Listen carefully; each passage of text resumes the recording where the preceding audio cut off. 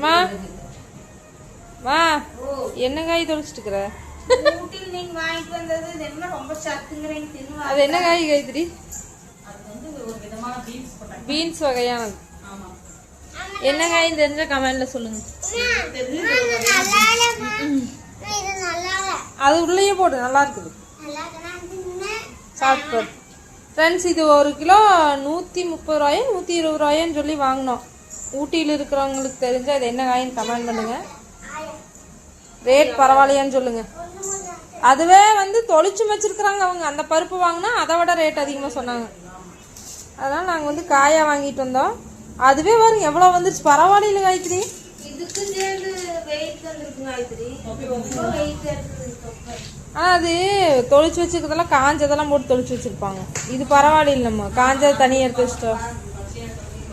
நான் 3 பேர் 3 திக்கு திசையில் உட்காந்துட்டு இருக்கிறாங்க. என்னால் வீடியோ கவர் பண்ண முடியும்.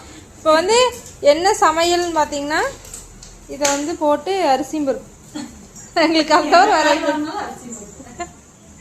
இது வந்து கலக்காவோடு செய்கிற மாதிரி இருக்குன்னு சொல்லி எங்கள் அம்மா சொன்னதுனால தட்டப்பை டேஸ்ட் இருக்குது. சாப்பிட்டு பார்த்தேன்.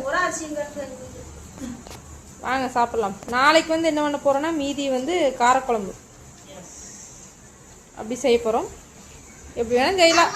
அதை வந்து வேக வச்சு தாளிச்சு சாப்பிட்லாம். அதான் குட்டி பாருங்க எவ்வளோ தொலைச்சிட்டாங்க. பரவாயில்ல, வெரி குட்.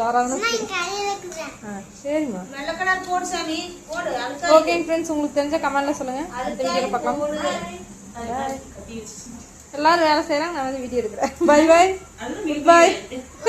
சூப்பர்வைசிங் வேலை, பெரிய போஸ்டிங் எனக்கு. நீங்களும் எம்ப்ளாயீஸ்.